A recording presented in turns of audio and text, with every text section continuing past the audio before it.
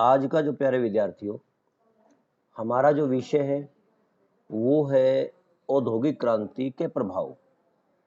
औद्योगिक क्रांति के प्रभाव के संदर्भ में हमने जो है कल किया था औद्योगिक क्रांति के आर्थिक प्रभाव और औद्योगिक क्रांति के सामाजिक प्रभाव। आर्थिक और सामाजिक, क्योंकि राजनीतिक प्रभाव जो है उसी समय प्रारंभ होते हैं जब आर्थिक यानी अधिक से अधिक धन की लालसा। एक मिनट दीपू, दीपू थोड़ा दूर हो भाई, ये सारी रिकॉर्ड हो जाए होंगी तेरी।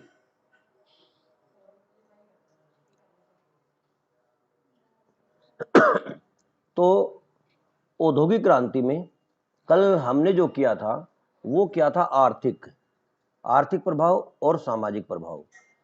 अधिक से अधिक धन प्राप्ति की जो लालसा थी उसी का प्रतिफल था कि जो है औद्योगिक क्रांति हुई। इसका रूप बड़ा व्यापक रहा।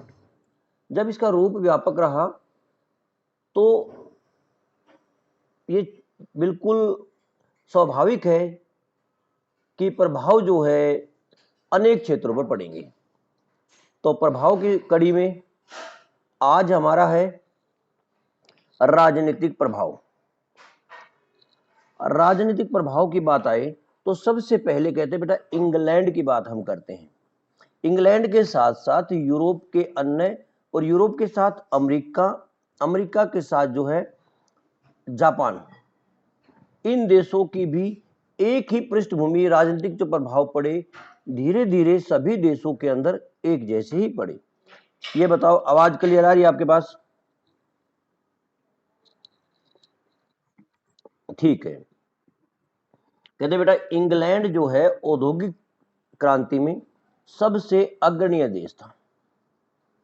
अब एक बात और भी है भाई, जब सबसे अगवाड़ी है, जिन देशों में औद्योगिक क्रांति शुरू हुई उससे पहले इंग्लैंड में बड़े पैमाने पर औद्योगिक क्रांति हो चुकी है। वहां उद्योग स्थापित हो चुके हैं, वहां मशीनें जो है बनाई जा चुकी हैं और उन मशीनों का अन्य देशों में बड़े पैमाने पर आयात हो रहा है। इंग्लैंड का जो उद्योगों का बना माल जो है विश्व के एक स्थान से दूसरे स्थान पर जा रहा है। इसका जहाजी बेड़ा विश्व के अंदर सबसे स्ट्रॉन्ग है। तो अब क्या हुआ, कहते हैं कि इंग्लैंड की जो राष्ट्रीय आय थी ना, इंग्लैंड के जो उद्योग थे उनका दिनों दिन बढ़ना और अत्यधिक धन कमाना, राष्ट्रीय पूंजी का अत्यधिक बढ़ जाना और व्यापार वाणिज्य का और ज्यादा बड़ा फैलाव होना, ज्यादा से ज्यादा उपनिवेश जो स्थापित होना।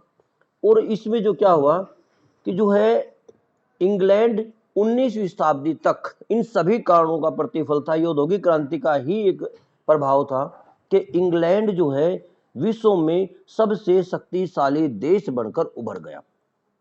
हालांकि औद्योगिक क्रांति से पहले भी इंग्लैंड विश्व में नंबर 1 व्यापारिक देश, कृषि क्रांति के मामले में जो है अग्रणी देश, उपनिवेशों के मामले में अग्रणी देश रहा है। अब कहते हैं भाई क्या नीति अब ऐसे अपनाई, राजनीतिक नीति क्या रही? सबसे पहली बात तो आगे भाई इंग्लैंड जो है एक शक्तिशाली देश के रूप में उभरा। दूसरा जो इंपॉर्टेंट बात थी, हस्तक्षेप का सिद्धांत आया था। हस्तक्षेप, कि किसी मामले में हस्तक्षेप ना किया जाए, टांग ना अड़ाई जाए, ओपन छोड़ दो, खुला छोड़ दो। ये नीति क्या थी? औद्योगिक क्रांति के परिणाम स्वरूप अधिक से अधिक धन की लालसा पैदा हुई। एक बात का प्रचार होने लग गया कि ज्यादा से ज्यादा धन कमाओ। और धन कैसे कमाओ? उसके लिए अगर सरकार का नियंत्रण होगा उद्योगों के ऊपर, या उद्योगों के प्रति ऐसी नीति अपनाई जाएंगी, चाहे वो बेटा व्यापार के लिए हो, चाहे वो मजदूरों के मामले में हो, चाहे माल के ऊपर टैक्स की बात हो, चाहे आयात निर्यात टैक्स की बात हो, यानी चाहे कच्चे माल के ऊपर जो भी टैक्स की बात हो, वो ना अपनाकर एक बिल्कुल ऐसी नीति अपनाई जाए जो उद्योगों के हित के लिए हो। तो इस नीति में सबसे पहले कहते हैं कि हस्तक्षेप की नीति की जो बात करी थी वो करी थी एडम स्मिथ ने। एडम स्मिथ ने जो है अपनी उनकी पुस्तक थी दी वेल्थ ऑफ नेशन, उसमें क्या कहा था उन्होंने, उस पुस्तक में कहा था उन्होंने पहली की नीति भाई हस्तक्षेप की नीति, दूसरा जो आए दिन युद्ध हो रहे उनकी नीति, तीसरा जो है राज्य का अनुचित प्रभाव, इन सभी नीतियों की उसने आलोचना की थी। उसने कहा था कि व्यापार वाणिज्य के लिए, उद्योगों के लिए एक ओपन मार्केट होनी चाहिए, एक ऐसा सिद्धांत होना चाहिए जिस सिद्धांत के तहत भाई सरकार का कम से कम हस्तक्षेप हो, नीति जो निर्धारण हो उनको जो है हर उद्योगपति को खुला छोड़ दिया जाना चाहिए, इसका ये मानना था। अब इसका उल्टा नुकसान क्या हुआ, इसका बेटा उल्टा नुकसान ये हुआ कि ठीक है सरकार ने इनको छूट दे दी भाई, लेकिन मजदूरों का शोषण होने लग गया, और जो है एक धर्म बन गया, किसी भी प्रकार से नैतिक अनैतिक साधनों से केवल पूंजी और केवल पूंजी, ज्यादा से ज्यादा पूंजी इकट्ठी करनी है, चाहे इसमें जो है जो मानवता का है वो कलंकित क्यों ना होती हो। इससे जो बेटा मजदूरों का नुकसान हुआ, मानवता बार बार कलंकित हुई। जो गरीब लोग थे उनके कल्याण के लिए ऐसा कोई भी नियम नहीं बनाया गया। सरकार नियम क्या बनाएगी, सरकार ने तो हस्तक्षेप नहीं थे। जब मजदूर संगठन इकट्ठे होने लगे, मजदूर इकट्ठे हुए, संगठन बने, मानवतावाद का प्रचार होने लग गया, इन इकट्ठे होकर मजदूरों ने क्रांति करनी प्रारंभ कर दी, इन मजदूरों ने अपने हक की आवाज उठानी प्रारंभ कर दी। जब जाके सरकार और ये उद्योगपति जागृत होने लगे, जब ये उनके अधिकारों के प्रति सचेत होने लगे।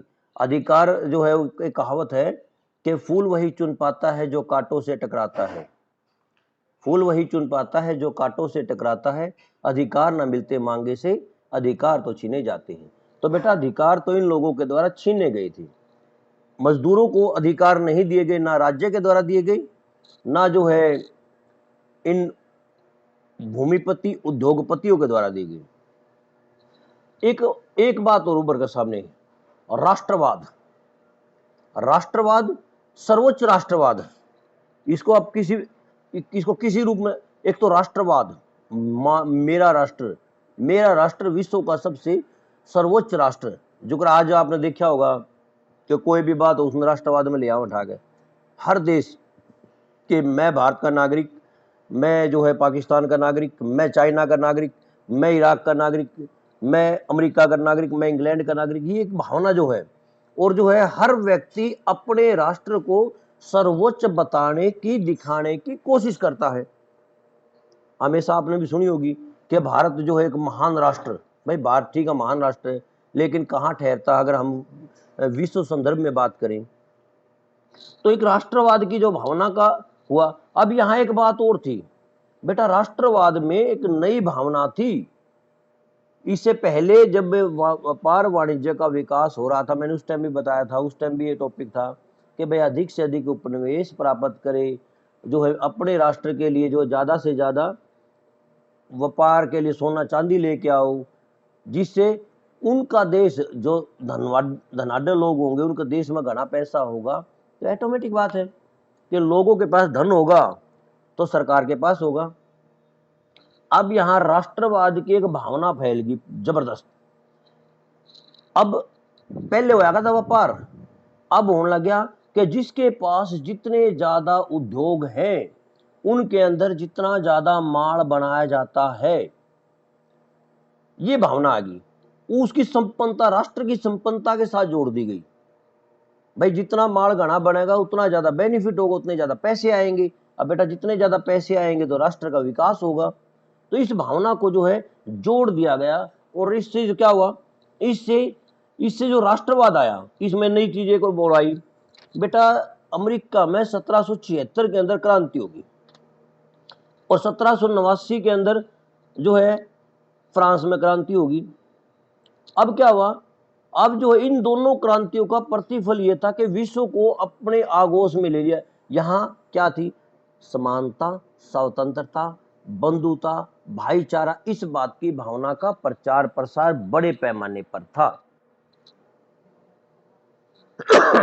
तो इससे जो धीरे धीरे जो है एक देश के नागरिकों को कुछ अधिकार भी दे जाने लगे, एक देश के नागरिक को अधिकार देने लगे। जब अमेरिका स्वतंत्र हुआ और वहां संविधान तंत्र लागू हुआ, फ्रांस के अंदर तानाशाही को खत्म किया गया। जो लोग ये सोचते थे, लोगों को सोचने में मजबूर किया जाता था कि हमारा तो जो राज्य शोषण करता है।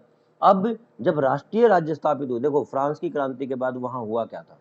वहां लुई 16वें की हत्या कर दी गई, जो क्रांति विरोधी लोग थे उनका दमन कर दिया गया। अब यूरोप के अन्य देशों ने मिलकर फ्रांस के ऊपर अटैक किया था। फ्रांस के लोग इकट्ठे हो गए, उन्होंने अपने देश की प्रभुसत्ता, अपने देश की संपन्नता के ऊपर एक अटैक माना। तो राष्ट्रवाद की भावना का प्रचार हुआ इससे भी। अब उद्योग स्थापित, भाई ज्यादा से ज्यादा उद्योग, खुले बाजार, राष्ट्रीय बाजार की भावना को बल मिला, जिससे उद्योगपतियों को बहुत लाभ हुआ।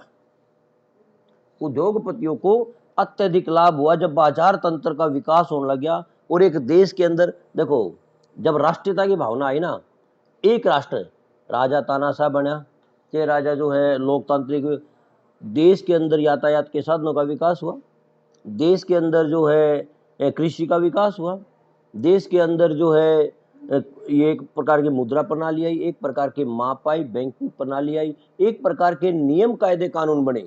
जो जगह जगह चुंगी सिस्टम था, उसके स्थान पर एक प्रकार का चुंगी सिस्टम जो देने की प्रथा आई, जिससे बेटा राष्ट्रवाद, अब राष्ट्रवाद इसका अगला रूप भी गले बता दूं ले आ रहे, इससे उपनिवेशवाद को बल मिला। उपनिवेशवाद को अब एक बात और मन लगे कि ज्यादा से ज्यादा उपनिवेश जिस राष्ट्र के पास होंगे उसका एक तो माल बिकेगा, और दूसरा उस राष्ट्र को उतना ही समृद्ध माना जाएगा, उतना ही ताकतवर माना जाएगा जिसके पास जितने ज्यादा उद्योग होंगे और जिसके पास जितना ज्यादा जो है, जितने ज्यादा उपनिवेश होंगे, यानी साम्राज्यवाद की भावना को भी बल मिला इसके के तहत।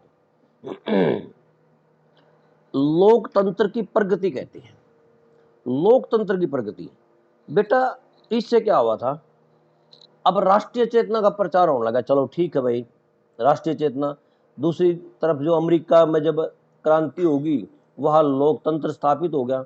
अब औद्योगिक क्रांति का प्रतिफल लोकतंत्र से कैसे कोरिलेट होया? यहाँ क्या हुआ था? जब लोगों के पास, उद्योगपतियों के पास, व्यापारियों के पास धन गणा हो गया, पैसा गणा हो गया, अब वे क्या करेंगे? वो डिमांड भी करेंगे कि हमें जो है राजनीतिक या शासन प्रबंध के मामले में उन प्रतिनिधित्व की मांग करी। ये तो आप समझते होंगे कि भाई जब इनका पेट भर गया, इन पर धन घना आ गया, और घना धन होगा, पैसा बहुत ज्यादा आ गया, पैसा बहुत ज्यादा है। और ये पैसे के मामले में किसको किसको देते हैं पैसा? ये राज्य को पैसा देते हैं, राज्य इनके ऊपर डिपेंड हो गया किस्म का। तो प्रतिफल बेटा ये रहा कि इन उद्योगपतियों ने और व्यापारियों ने क्या मांग की? इन्होंने प्रतिनिधित्व की मांग की। इन लोगों ने प्रतिनिधित्व की मांग की। एक मैं आपको एक छोटा घटना बताता हूं। 1215 ईस्वी में मैग्ना कोर्ट की घटना होती है। इंग्लैंड के अंदर एक मैग्ना कोर्ट की घटना होती है। इसमें क्या हुआ था? सामंत लोगों ने इकट्ठे होके, सामंत लोग इकट्ठे हो गए। सामंत क्यों इकट्ठे हो गए? बेटा सेना थी उनके पास, राजा उन पर डिपेंड करता था। तो इन लोगों ने इकट्ठे होके राजा से अपने लिए विशेषाधिकार मांग लिए, अपने लिए अधिकार मांग लिए कि भारतीय अधिकार दे। यहां भी वही प्रतिफल है। यहां भी जो है इन उद्योगपतियों ने, व्यापारियों ने इकट्ठे होकर अब जो है राजा के ऊपर जो है डायरेक्ट रूप से ये अटैक कर दिया। किस चीज का? अधिकारों का अटैक। ये नहीं कि सेना लेके चढ़ गई, एक अपने अधिकारों के प्रतिनिधित्व की मांग कर दी। और 1832 ईस्वी में कहते कि सुधार कानून हुआ। और सुधार कानून क्या हुआ? इस सुधार कानून का ही प्रतिफल था कि भाई धीरे धीरे जो है ये उद्योगपति संसद में जाकर बैठने लगे। जो अगर मैं ये बात करूं, बड़े बड़े उद्योगपतियों को चलो संसद चुनाव ना जीत दे, राज्यसभा का टिकट दे दे, चलो भाई चल जो है राज्यसभा पर जो नॉमिनेट हो गया, जहाँ संसद में पहुंच गया। इस प्रकार की परंपराएं जो है इंग्लैंड और इंग्लैंड के साथ अन्य देशों में। अब एक बात और, एक मध्यम वर्ग का जो उदय हुआ, अब मध्य वर्ग भी सत्ता में भागीदारी की डिमांड करने लगे और धीरे धीरे इस मध्यम वर्ग ने क्या कर लिया, इन मध्यम वर्ग ने मजदूरों का नेतृत्व करना प्रारंभ कर दिया। इस मध्यम वर्ग ने, जो आम लोग इनके साथ जुड़ लिए तो डिमांड बढ़ी। इन अपनी धीरे धीरे इन लोगों ने जो अन्य देशों में तो पार्टी बना ली, जापान में बना ली, इन जर्मनी में पार्टी बनाई, खासकर जर्मनी में बनाई थी पार्टी, तो जापान में कम बनाई थी, जर्मनी की बात है, पार्टी भी बना ली ने। अब क्या हुआ, अब जो है सुधारों की डिमांड उठने लगी। अब सुधारों की डिमांड कैसे उठेगी, कौन उठाएगा, संसद में उठने लगी। जब उनके प्रतिनिधि पहुंचने लगे, जब इन लोगों के जो है मजदूर के, मध्यम वर्ग के या उद्योगपतियों के प्रतिनिधि पहुंचने लगे, अपने अपने डिमांड करने लगे। परिणाम लोकतंत्र पद्धति का विकास हुआ। अब मजदूर आंदोलन बड़ा इंपॉर्टेंट है बेटा। मजदूर आंदोलन कहते कि मजदूर हस्तक्षेप की नीति के कारण, अधिक से अधिक धन की लालसा के कारण, पूंजीपतियों का या मैं कहूं उद्योगपतियों का राज्य के ऊपर नियंत्रण होने के कारण इन मजदूरों का शोषण हो रहा था। 14 से 16 घंटे काम करना, पूरा वेतन नहीं मिलना, कोई सुविधा नहीं मिलनी, इतना ही क्या जो है रोटी कपड़ा और मकान इससे भी महरूम रहना, आर्थिक शोषण होना, शारीरिक शोषण होना, मेंटली शोषण होना, ये सारी बातें यहाँ इकट्ठी थी। अब क्या हुआ, समय के साथ साथ बड़े बड़े उद्योगों में मजदूरों ने अपना संघ बना लिया, अपनी यूनियन बना ली। उसके बाद जो है अलग अलग यूनियन, जैसे भारत किसान यूनियन, भारत मजदूर यूनियन, पूरे भारत भर का प्रतिनिधित्व कर, इस प्रकार से जो है इंग्लैंड, जापान, फ्रांस, अमेरिका, ये पूरे के जो देश थे ना, इनकी सामूहिक यूनियनें बनने लगी। पहला तो एक फैक्ट्री की यूनियन बनी, धीरे धीरे 10 फैक्ट्रियों की बनी, 20 फैक्ट्री, इस प्रकार से अनेक यूनियन बनने लगी और वो यूनियन अपने मजदूरों के हक के लिए आंदोलन करने लगी। जो शोषण हो रहा था उसके खिलाफ जो है इन लोगों ने आंदोलन करना प्रारंभ कर दिया। इंग्लैंड में कहते हैं मजदूरों द्वारा चार्टिस्ट आंदोलन चलाया गया था, फ्रांस में भी ये काम था, और जर्मनी में बेटा इन मजदूरों ने अपने पृथक दल बना लिए। धीरे धीरे क्या हुआ कि जो एक समाजवाद और मार्क्सवाद की भावना का प्रचार हुआ और जो है उसी का प्रतिफल था मजदूर आंदोलन का। ये औद्योगिक क्रांति की ही देन थी कि मजदूर इकट्ठे हुए और 1917 के अंदर रूस की क्रांति सफल हुई और जो है समाजवादी साम्यवादी एक सरकार कायम हुई। धीरे धीरे यूरोप के अन्य भागों में भी साम्यवादी सरकारें बननी प्रारंभ होगी, मजदूर किसान की सरकारें बनने लगी। एक बड़ा इंपॉर्टेंट है, कहते कि नई राजनीतिक सिद्धांतों का उदय हुआ बेटा। यहाँ इससे पहले क्या था, औद्योगिक क्रांति से व्यक्तिवाद और उदारवाद, व्यक्तिवाद था और उदारवाद, ये भावना परंपरी थी। औद्योगिक क्रांति का प्रतिफल ये हुआ कि समाजवाद और साम्यवाद, क्योंकि कार्ल मार्क्स ने जो एक थ्योरी दी कि भाई दो वर्ग है, एक शोषित और एक शोषक, एक जिसका शोषण हो रहा है, एक जो शोषण कर रहा है, और ये सदियों से चला आ रहा है। कार्ल मार्क्स ने यह थ्योरी दी थी। धीरे धीरे मजदूर इकट्ठे होने लगे। उन्होंने तो ये नारा भी दिया कि विश्व के सभी मजदूरों इकट्ठे हो जाओ। बेटा ये डिमांड उठने लगी। अब क्या हुआ कि जो है व्यक्तिवाद और उदारवाद पूंजीवादी विचारधारा इनका सिस्टम था। आय का असमान वितरण होना, निजी स्वामित्व, निजी लाभ और शोषण का इसका आधार था। शोषण किसका शोषण? मजदूरों का शोषण, किसानों का शोषण, आम आदमी का शोषण, ये शोषण का एक आधार था। इसके स्थान पर नई विचारधारा ने जन्म लिया और विचारधारा का नाम था समाजवाद, साम्यवाद। और इस विचारधारा में क्या था? इस विचारधारा में था भाई निजी संपत्ति और निजी लाभ, इसका कोई स्थान नहीं। सभी संसाधनों पर समान रूप से अधिकार, सभी का एक सम्मान। राज्य का अधिकार और सभी व्यक्तियों का अधिकार, सभी व्यक्तियों को अपनी योग्यता के अनुसार काम करना और उस योग्यता के आधार पर उन्हें अपना जीवन सुधारना और ज्यादा से ज्यादा प्रयत्न करके, अधिक से अधिक प्रयत्न करके क्या करना, उन लोगों को ज्यादा से ज्यादा धन कमाकर अपने लिए सुख सुविधाएं कर सकते हो आप, लेकिन आपको स्वयं करना पड़ेगा। ये नहीं कि बाप दादा की जो सूरत आ गई, पीढ़ी दर पीढ़ी परंपरा आ गई और जो दुनिया को लूट कर, नहीं, सभी संसाधनों पर जो है राज्य का नियंत्रण है, पूरे समाज का नियंत्रण है। इस विचारधारा ने जन्म लिया और इस विचारधारा को कहते हैं बेटा कार्ल मार्क्स की वैज्ञानिक विचारधारा कहते हैं। अगला बड़ा इंपॉर्टेंट आया। अब भाई औद्योगिक क्रांति का एक प्रतिफल ये रहा कि विनाशकारी हथियार इनकी होड़ लगी। औद्योगिक क्रांति में सीधा था कि लाभ और केवल लाभ। कैसे?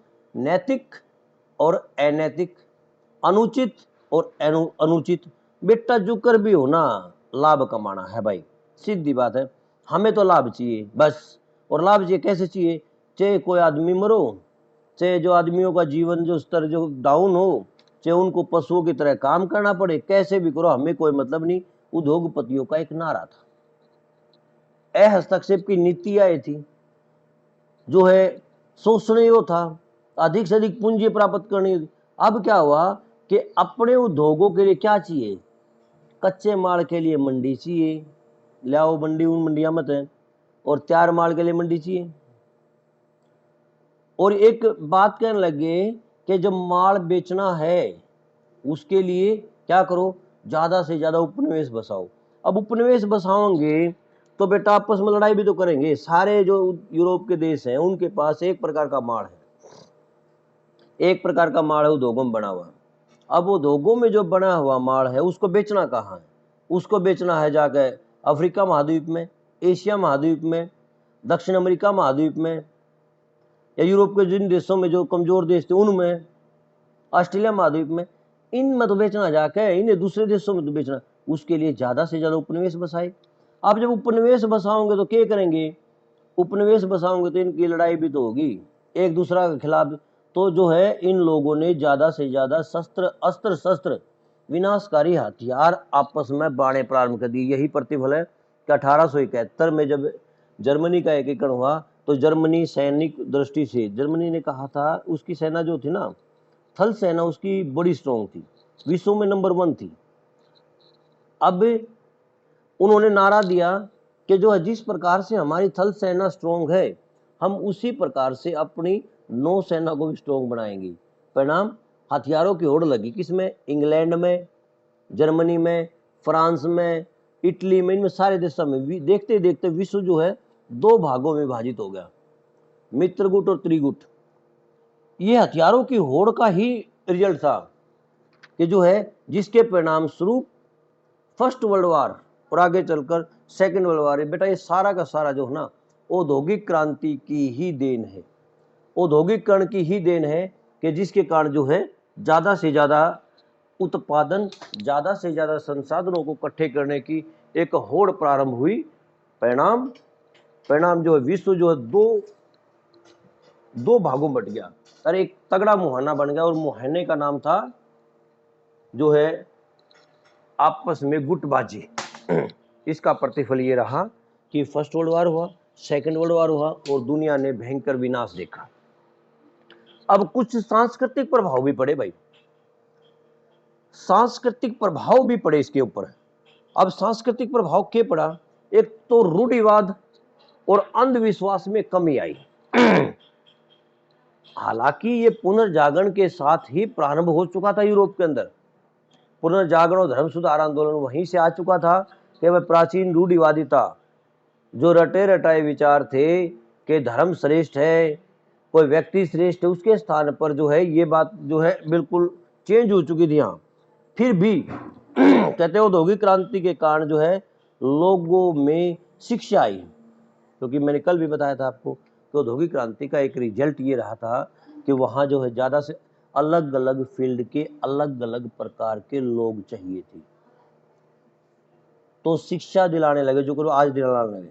शिक्षा का प्रचार प्रसार हुआ, वैज्ञानिक दृष्टिकोण अपनाया जाना प्रारंभ होगा, विज्ञान की शिक्षा देने लग गई, अलग अलग उद्योगों में किस प्रकार से धन कमाया जाए, व्यक्ति के विकास को किस प्रकार से बढ़ाया जाए, यातायात और संचार के साधन, ये भी तो जो है इन लोगों ने एक स्थान से दूसरे स्थान पर जब जाने लगे तो रूढ़िवादिता का पर कम हुई, तर्क करने लगे, लोग विचार करने लगे और बैठ कर बात करने लगे। शिक्षा के कारण जो है, शिक्षा के कारण प्राचीन मान्यताएं टूटने लगी, अंधविश्वास खत्म होने लग गया, और अब क्या हुआ, अब जो है नए विचारों ने जन्म लिया। उपभोक्तावादी संस्कृति बड़ा इंपॉर्टेंट है। उपभोक्तावादी या हम को वहां के पुनर्जागरण ने क्या क्या भौतिकवादी युग, उपभोक्तावादी युग कह दो, संस्कृति कह दो, भौतिकवादी संस्कृति कह दो, एक के बाद युग कह दो बेटा। ये हालांकि ये भौगोलिक सॉरी उसमें पुनर्जागरण से ही प्रारंभ हो चुका था, अब यहाँ और बड़ा पैमाना हो चुका था, इसका प्रभाव था। लोगों की मानसिकता बदल चुकी थी धर्म के मामले में। पहले क्या करते, इतना ही कमाओ जितना जो है जरूरत है, अब क्या हुआ, अब कहने लगे ना भाई इतना कमाओ, ज्यादा से ज्यादा सुख सुविधाएं। ये मानसिकता बनी ना कि लोग जो ज्यादा जो ऐश्वर्य का जीवन जी रहा है, सादा जीवन, उच्च विचार, जो पानी पीकर 2 रोटी खाकर सो जाओ विचार नहीं आ गया। अब तो भाई बड़े बड़े मतलब मकान चाहिए, हमने बड़ी बड़ी गाड़ियां चाहिए, कि नहीं 20-20 गाड़ी चाहिए। और ये नहीं कि हमें जो है भाई सिंपल आज 5-4 जो है मोटी मोटी चैन भी चाहिए गला में, कपड़े भी बहुत बहुत बढ़िया चाहिए, तो कहाँ से आएगा, कितना होगा ये बेटा, उद्योगों की तो दिन तो थी। तो बेटा ये धन की जो लालसा थी, अत्यधिक धन कमाने की लालसा प्रवृत्ति, इसने जो है जिन चीजों का उसको चाहिए थी उसके लिए धन कमाया, तो जो है इससे जो है उपभोक्तावादी हर चीजों को, जो साबुन का यूज, सेंट का यूज, और भाई जो है घर में महंगे महंगे सोफे, इसके लिए जो है ये उपभोक्तावादी प्रवृत्ति कहते हैं इसको। बाबा देख लो, दूर क्यों जाओ, उपभोक्तावादी बाबे नु क्या करते भाई, तो बाबा है भाई, ये तो जो भिक्षा मांग का अपना कर लेगा। और आजकल बाबा उधर संपत्ति कितनी हो रही है, आशाराम, राम रहीम, ये अपना एक बाबा जो योग गुरु ब्याह लिया, कितने धन इकट्ठे करके, तो इतना धन इकट्ठे करने क्यों करने लग रहे हैं। बाबा ने जो है एसी में रहे भाई, अरे तने वो भी देखा होगा गोल्डन बाबा आ गया, कहते कौन सा है, जो सोना इतना लाद रहे हैं। बेटा यह सारी उपभोक्तावादी चीज होती है, अलग अलग चीजों का उपभोग करना, इसको उपभोक्तावादी संस्कृति का जन्म औद्योगिक क्रांति के कारण हुआ, हालांकि उससे पहले भी हो चुका था। साहित्य का प्रभाव, साहित्य पर प्रभाव पड़ा। देखो साहित्य क्या होता है बेटा, साहित्य समाज का दर्पण होता है, साहित्य समाज का दर्पण होता, हम जो देखेंगे वो तो लिखांगे, कुछ कल्पना भी होंगी। कवि की कल्पना है कि यहाँ जो बैठा एक आदमी जो है, उसने अड़े बैठे बैठे अमेरिका पहुंचा देगा, सूरज से उसकी तुलना कर देगा। एक कविता में हमने पढ़ी थी, उसमें एक बाज बैठा है, उधर से सूरज निकल रहा है, बाज को और जो सूरज को जो समतुल्य बता देता हो। जैसे जो हम ये देखा ये हनुमान का जो जिक्र आता है कि सूरज निकल गया था, ये सारी जो है ये क्या है, ये दंत कथाएं तो थी। तो सारी चीजें जो है साहित्य समाज का। अब साहित्य ने क्या देखा भाई, साहित्य ने तो औद्योगिक क्रांति देखी, बड़े पैमाने पर समाज में परिवर्तन देखा, मजदूरों का किस प्रकार शोषण हो रहा है, किस प्रकार नई सभ्यता और नगरीय सभ्यता का विकास हो रहा है, मजदूरों का, उनकी घरवाली का, उनके बच्चों का शोषण। आज करीब आप भिखारी देखा बेटा, ये भीख में चले मांगते देखे हैं, आपको दिखाई देते हैं, आपको दिखाई देते हैं कि एक आदमी तो जो है इतने बढ़िया कपड़े पहन रहे, हर एक आदमी बेचारा भीख, उसके पैरों में चप्पल तक नहीं है, सारे कपड़े छोटे छोटे बच्चे पाटे पड़े हैं। ये क्या है, ये समाज में तो एक असमानता ही तो दिखाई दे रही है। तो ये जो असमानता है ये कहाँ से कहाँ आई, ये साहित्य में आ गई। उस समय के जो लेखक थे उन्होंने मानवीय, अब उन्होंने क्या कहा कि इसके खिलाफ उन्होंने आवाज उठानी, दास प्रथा के खिलाफ आवाज उठाई, कहाँ, साहित्य के माध्यम से। इन लोगों ने मजदूरों के शोषण के खिलाफ आवाज उठाई साहित्य के माध्यम में। वर्डवर्थ और जॉन रस्किन ने इंग्लैंड में एक साहित्य लिखा। इन्होंने जो है साहित्य के माध्यम से लोगों को दिखा दिया कि भाई ये गलत है। इसी प्रकार से जो है विलियम थैकरे का नाम आता है। उनका उपन्यास था वेनिटी फेयर। चार्ल्स डिकिंस का नाम आता है ने ब्लैक हाउस। बेटा कई उपन्यासकार आते हैं, गोल्ड स्मिथ, इन कई का नाम है जिन्होंने औद्योगिक क्रांति के काल में उनकी देखा देखी साहित्य का सर्जन किया और समाज का प्रतिबिंब जो है साहित्य में जो लिखा और उसको जो आज भी पढ़ा जाता है और लोग जो धीरे धीरे क्या हुआ, लोग जागरूक होने लगे। विज्ञान और तकनीकी की प्रगति जरूर हुई भाई, ये बड़ा इंपॉर्टेंट आया। विज्ञान व तकनीकी की प्रगति। विज्ञान देखो, तकनीकी और विज्ञान के कारण से उसमें बेटा पुनर्जागरण आया हो, चाहे भौगोलिक खोजें आई हो, जो भी आविष्कार है वो विज्ञान तो है, उसको विज्ञान तो कहेंगे।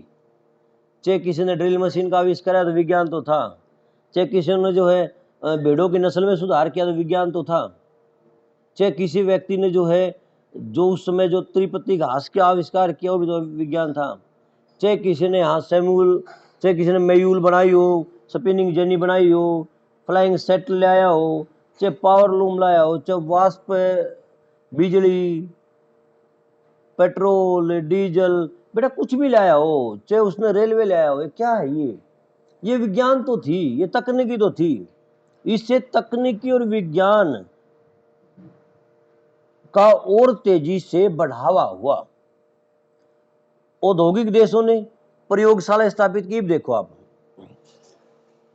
यह बीमारी फैल रही है, ये विज्ञान तो है। उद्योगों में जो दवाई बनने लग रही है, इनकी जो लेबोरेटरी में दवाई बनने लग रही है, उद्योगों खातर इंजीनियर चाहिए, कितना कौन सी शिक्षा आया, ये यही तो इसकी तो देन है। तो बेटा 19वीं शताब्दी जो थी, जब यूरोप के देशों में औद्योगिक क्रांति चरम पर थी, तो उसका प्रभाव यह था कि विज्ञान और तकनीकी के अंदर भी बड़ा तेजी से परिवर्तन हुआ। यहां तक ठीक है भाई?